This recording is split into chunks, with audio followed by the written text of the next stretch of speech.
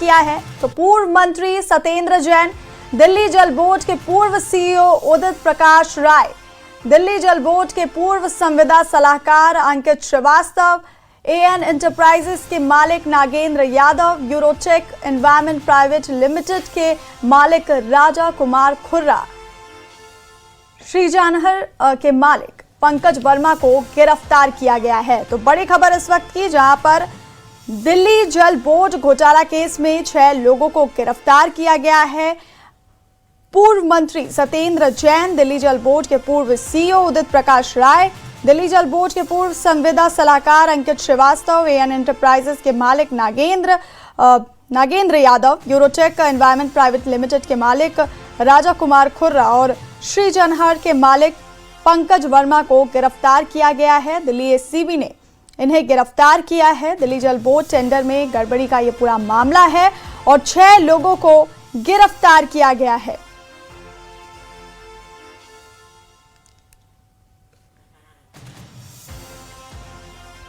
तो दिल्ली में आम आदमी पार्टी नेता सत्येंद्र जैन को गिरफ्तार किया गया है और इस जल बोर्ड घोटाले केस में 6 लोगों की गिरफ्तारी हुई है। और आपको बता रहे हैं हम लगातार कि कौन कौन लोग हैं जिन्हें एसीबी ने गिरफ्तार किया है। तो पूर्व मंत्री सत्येंद्र जैन, दिल्ली जल बोर्ड के पूर्व सीईओ को भी गिरफ्तार किया गया है, उदित प्रकाश राय को, दिल्ली जल बोर्ड के पूर्व संविदा सलाहकार अंकित श्रीवास्तव, एएन एंटरप्राइजेस के मालिक नागेंद्र यादव और इसके साथ ही आपको बता दें यूरोटेक एनवायरमेंट प्राइवेट लिमिटेड के मालिक राजा कुमार खुर्रा को।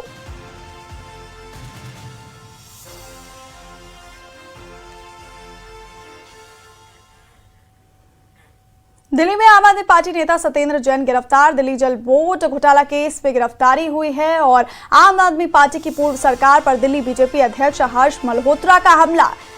हर्ष मल्होत्रा ने कहा कि 10 सालों में एक भी एसटीपी किसी नाले पर नहीं लगा, क्यों 10 साल में यमुना और मैली हुई। एसीबी जांच में पूरी मनी ट्रेल पकड़ी गई है, अपराध स्वीकार करे अरविंद केजरीवाल। सत्येंद्र जैन और दूसरों को सजा जरूर होगी।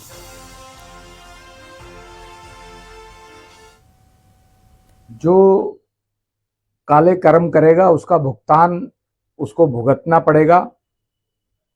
केजरीवाल सरकार में मंत्री रहे सत्येंद्र जैन को एक बार फिर जल बोर्ड के घोटाले में एसीबी ने पूरी जांच के बाद फिर गिरफ्तार किया है।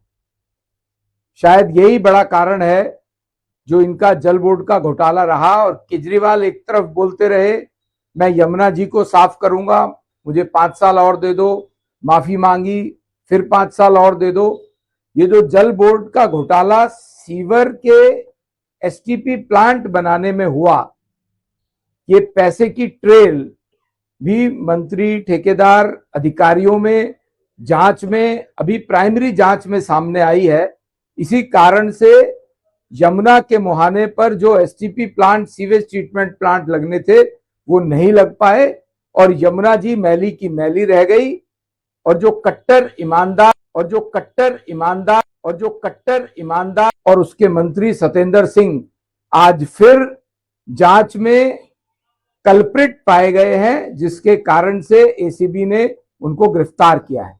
केजरीवाल साहब से मैं ये पूछना चाह रहा हूं कि आज जो सत्येंद्र जैन गिरफ्तार हुआ है और एसीबी ने अपनी प्राइमरी रिपोर्ट भी दी है, अपना वक्तव्य भी जारी किया है, उस पर जवाब दें कि यमुना के ट्रीटमेंट प्लांट क्यों नहीं लगे और क्यों नहीं लगे और क्यों नहीं लगे और क्यों नहीं लगे और क्यों नहीं लगे और क्यों नहीं लगे से उसका जवाब, एक्सप्लेनेशन केजरीवाल दें। दिल्ली लक्ष्मी योजना को लेकर बड़ी अपडेट आपको बता दें, तालकटोरा सी अपडेट आपको बता दें, तालकटोरा सी अपडेट आपको बता दें, तालकटोरा सी अपडेट आपको बता दें, तालकटोरा सी अपडेट आपको बता दें, तालकटोरा सी अपडेट आपको बता दें, तालकटोरा सी अपडेट आपको बता दें, तालकटोरा सी अपडेट आपको बता दें, तालकटोरा सी अपडेट आपको बता दें, तालकटोरा सी अपडेट आपको बता दें, तालकटोरा सी अपडेट आपको बता दें, तालकटोरा सी अपडेट आपको बता दें, तालकटोरा सी अपडेट आपको बता दें, तालकटोरा सी अपडेट आपको बता दें, तालकटोरा सी अपडेट आप हाथों में पहुंचनी शुरू होगी। योजना के तहत 18 दिनों में करीब 8 लाख रजिस्ट्रेशन और 5 लाख से ज्यादा आवेदन फाइनल सबमिट किए जा चुके हैं। मुख्यमंत्री रेखा गुप्ता ने मंगलवार को योजना की समीक्षा बैठक की और अधिकारियों को पात्र महिलाओं तक बिना देरी लाभ पहुंचाने के निर्देश जारी किए।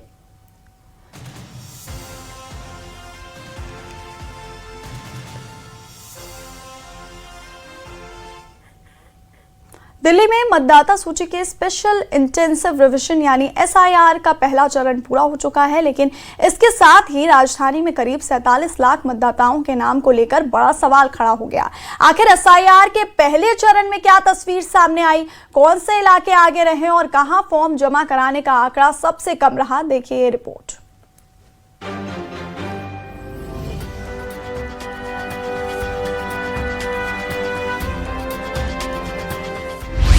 दिल्ली में एसआईआर का पहला चरण पूरा। 47,62,000 voter, 62,000 voter, 62,000 voter, 62,000 voter, 62,000 voter, 62,000 voter, 62,000 voter, 62,000 voter, 62,000 voter, 62,000 voter, 62 करीब 47 लाख से ज्यादा मतदाताओं के नाम को लेकर बड़ा सवाल खड़ा हो गया है। वजह है इन्यूमरेशन फॉर्म, क्योंकि जिन मतदाताओं के फॉर्म जमा नहीं हो पाए हैं उनके नाम 24 अगस्त को जारी होने वाली ड्राफ्ट वोटर लिस्ट में शामिल नहीं किए जाएंगे।